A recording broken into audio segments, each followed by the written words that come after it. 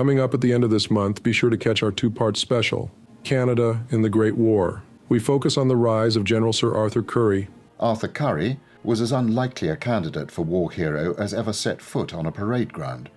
Physically unfit and a failure in business before the war, citizen soldier Currie, after having commanded no more than 400 men during peacetime, had risen from relative military obscurity to command of the elite fighting machine on the Western Front, the Canadian Corps. And we march alongside Canadian forces as they spearhead the last 100 days of World War I. Unlike many previous battles, there would be no preliminary bombardment until 0 hour, 4:20 a.m. August the 8th. More than 900 guns were set to fire at that moment, followed quickly by the advance of nearly 600 tanks and 1,900 aircraft.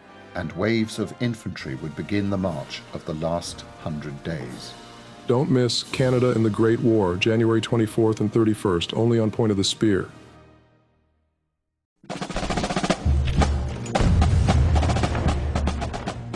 Welcome to Hamilton at War, our 12-part weekly podcast series that brings to life in vivid historical and emotional detail Alexander Hamilton's Revolutionary War service. I'm Robert Child, and I hope you enjoy this latest installment. Hamilton at War, written by Robert Child and narrated by James Gillis. Washington had been called to appear before Congress to discuss war plans for the upcoming year. 3 days before Christmas 1778, Washington arrived in Philadelphia. He brought his headquarters family, including Hamilton and Lawrence. They entered the city on horseback in a late afternoon snow. Citizens bowed to Washington as he passed. Hamilton spurred forward to speak with Washington. "Your Excellency, how long is our stay in Philadelphia?" "Not long, Colonel, perhaps a few days. The Congress has summoned me to hear our plans to advance the campaign." Washington's party continued on and was greeted by an older man who exited a large brick colonial home. The men dismounted and grabbed their baggage. Lawrence ran to hug the older man, his father. Carrying a satchel, Hamilton walked down the cobbled streets of the city the next day, surprised by all the finery in the shops and the obvious wealth of the local citizens. Philadelphia, by this point in the war, had come back somewhat economically. Hamilton then joined his general for the appointed meeting with Congress. Washington straightened his fraying uniform as he waited in a corridor with Hamilton beside him. The aide-de-camp, with his satchel of military papers, noticed the condition of Washington's coat. Outside Independence Hall, snow lightly drifted past the building as citizens braced themselves against the cold. It was Christmas Eve. The Second Continental Congress was in session. Members stood talking in small groups as newly elected congressional president and delegate from New York, 33-year-old John Jay, banged his gavel. "Order, gentlemen! Order!" Delegates took their seats as Jay continued. "Our esteemed Commander-in-Chief has arrived.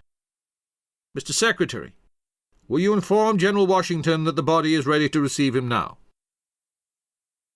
The Secretary exited the large doors of the hall and entered the corridor to find Washington. "Your Excellency, your presence is now requested, sir." Washington and Hamilton followed him and entered. Congress was composed of many new delegates, wealthy merchants, and business people in fine dress, whom Washington did not know. The atmosphere was a combination of slight distrust, mixed with curiosity.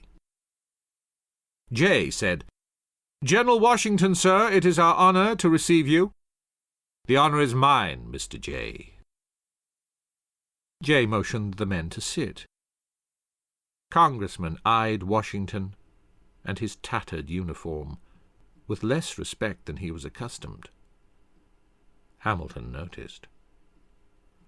"General, we have directed your attendance here to influence the formation of a committee to consult on operations for the Army's next campaign. Does this meet with your satisfaction?" Washington tried to hide his surprise.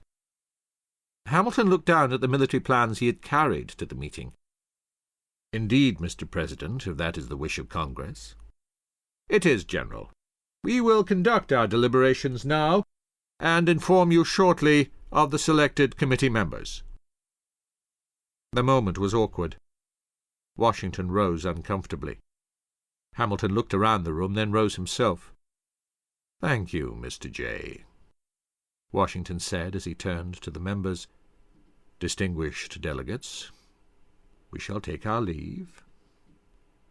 Echoes of Washington's boots exiting the hall were the only sound that broke the silence. Inside John Loren's father's tastefully adorned front parlour, seated in informal conversation, were Washington, Hamilton, Laurens, and Loren's father, former President of Congress, 54-year-old Henry Laurens. Mr. Laurens said, "The body has become intolerable, hence my resignation as President not 2 weeks ago." Washington nodded sympathetically as Mr. Laurens continued, "The infighting has become very divisive. Endless debate rages. Many members no longer hide their thirst for power or riches, and that directs the whole of their actions." Hamilton shook his head in disgust. "Mr. Laurens, the army can barely be clothed. Rampant inflation destroys our continental currency, and Congress seeks profit and extravagance." Washington restrained Hamilton. "Colonel." Hamilton pulled back as Mr. Laurens finished. "It would be my sincerest wish to tell you that this were not the case, General, but to many a delegate, building a nation has become secondary to lining one's pocket." Later, Washington sat alone, writing at a desk in the Laurens home, putting the final touches on some personal correspondence. Hamilton entered. Washington got up with his just-finished correspondence. "Colonel, could you make certain this letter is posted to Mr. Harrison? I must meet with the War Committee." Washington handed the half-folded letter to Hamilton and exited. Hamilton began to put the letter in his coat, then stopped. Something on the page had caught his eye, and he began to read Washington's words.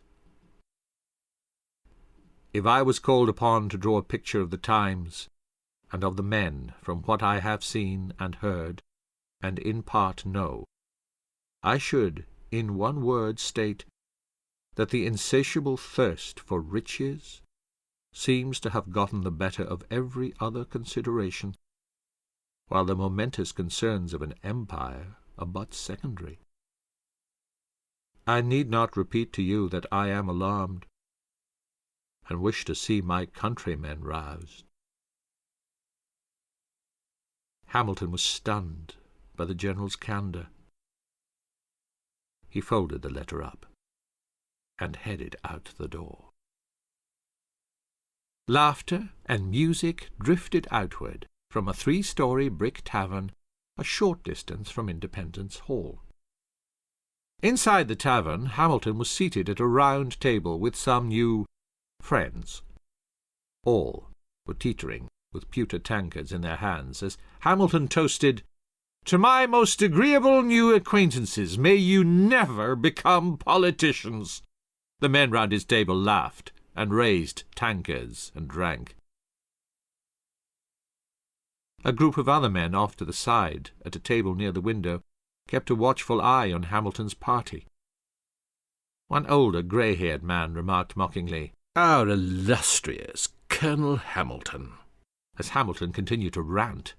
"I say it is high time for the people to rise up."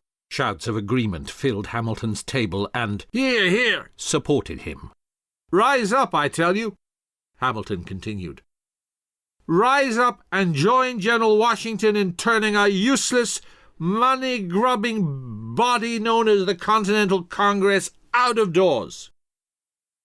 The laughter continued. The men listening to Hamilton from the other table had had enough. They got up quickly and slipped out a side door. Washington finished his business with the War Committee after Christmas and beat a hasty retreat out of the city. Arriving at the Morristown, New Jersey headquarters, the Ford mansion, matriarchal 48-year-old Martha Washington emerged from the home to greet her husband. They embraced. Several months later, spring finally arrived, and the General continued the duties of his office, signing mountains of paperwork. He now wore spectacles. Hamilton entered. "Your Excellency, might I have a word?" Washington did not look up. "I'm rather busy. Can it wait?" "Of course, sir." Then he paused. When should I return?" Washington grunted and took off his glasses. "What is so urgent, Colonel, that it cannot wait?" "Your Excellency, I want to propose again to join Colonel Lawrence in the South. He reports that the fighting has intensified, and there is a need for seasoned officers." "And you consider yourself one?" Hamilton immediately studied his shoe-tops. "I regret that remark, my boy. Patience wears thin these days." Hamilton looked up. "Yes, sir. It is simply that I desire to elevate my military reputation from the depths of mediocrity. The only way I can do that is to serve in the field in a conspicuous role."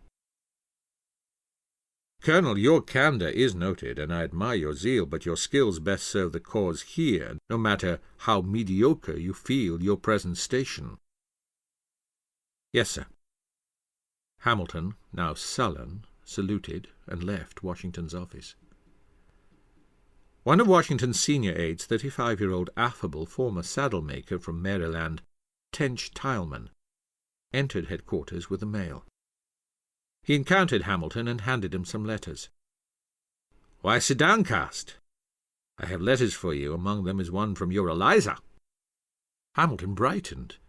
"I could use some uplifting." "I have to admit some jealousy, Ham. I met her several years ago, but did not seize the opportunity."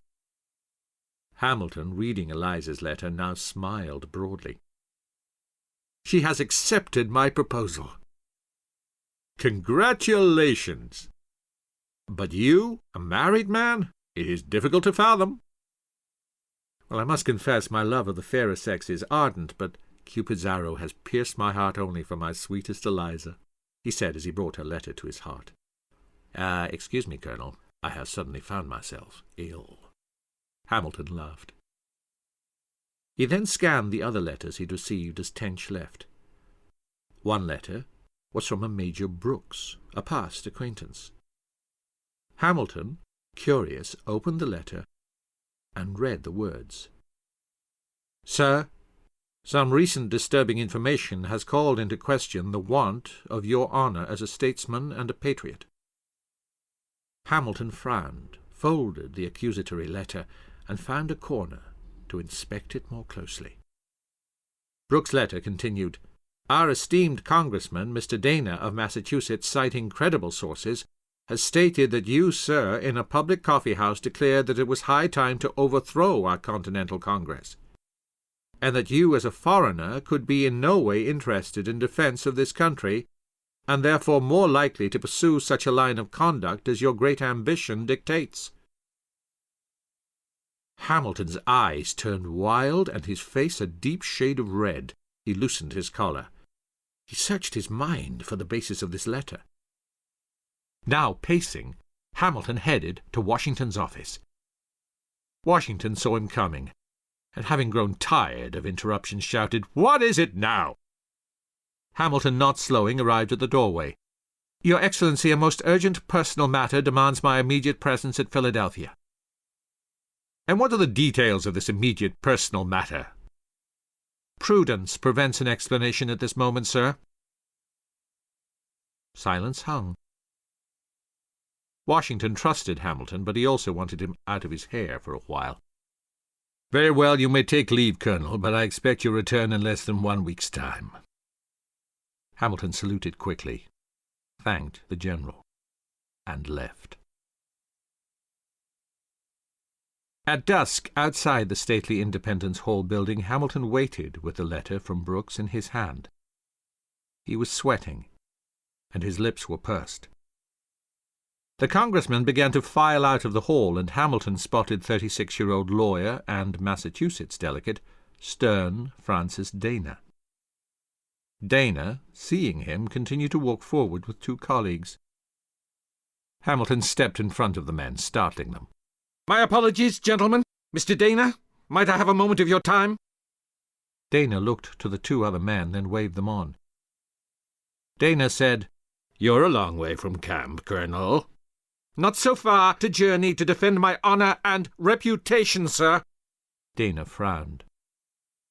Hamilton held up the letter. Serious allegations in this letter from Major Brooks have been cast upon my character, and only a positive denial will prevent me from seeking satisfaction. Dana, stunned at being threatened, started to backpedal. Colonel, my comments to Major Brooks were simply repeating something that I myself heard. How true it is I know not, but I am of the opinion that any officer who had in fact thus expressed himself ought to be discharged. Mr. Dana, what was stated in the letter never could have had a momentary place in my mind, and consequently could never have dishonoured my lips. I demand to know, sir, the source of these false rumours. Dana hesitated. The comments came from my conversations with Reverend Dr. Gordon, who is interviewing various military gentlemen for his compilation and history of the war. Dana then looked severely at Hamilton. Would you demand a satisfaction from a man of the Church? Hamilton remained stone-faced without an answer, as Dana bid him a hasty good day. Hamilton returned to Morristown frustrated. He walked up the path to headquarters, talking to himself. Washington encountered him. "Colonel, were you able to resolve your issue?" Hamilton hesitated. He did not want to involve Washington, so he lied. Yes, Your Excellency, thank you." Washington looked at him a moment, expecting more, then changed the subject. "There's a rumor about you floating around headquarters." Hamilton's eyes widened and he froze. "It is true, Colonel, that you are soon to become a married man?" Hamilton, greatly relieved, exhaled and offered a slight smile. "Yes, sir, I am guilty as charged." "My sincere congratulations. Miss Schuyler is a most handsome woman from one of the finest families of my acquaintance. I'm sure you will both share many years of happiness together." The Schuyler Mansion. In the southeast parlour, past a gorgeous curving staircase, the noon wedding of Hamilton and Eliza progressed. The Dutch custom of a small family wedding in the home was adhered to. Hamilton slowly placed the ring on Eliza's finger. She looked up at him, radiant. The dignified 60-year-old preacher concluded the service, "And now by the authority vested in me by God, I pronounce you husband and wife." The small gathering applauded, and Philip and Catherine Schuyler looked on proudly as the newlyweds kissed. I hope you've enjoyed this episode. Thanks for listening. I'm Robert Child, and be with us next week for another exciting installment of Hamilton at War, only on Point of the Spear. Music licensed from audioblocks.com. Point of the Spear is produced by RSC Media Group.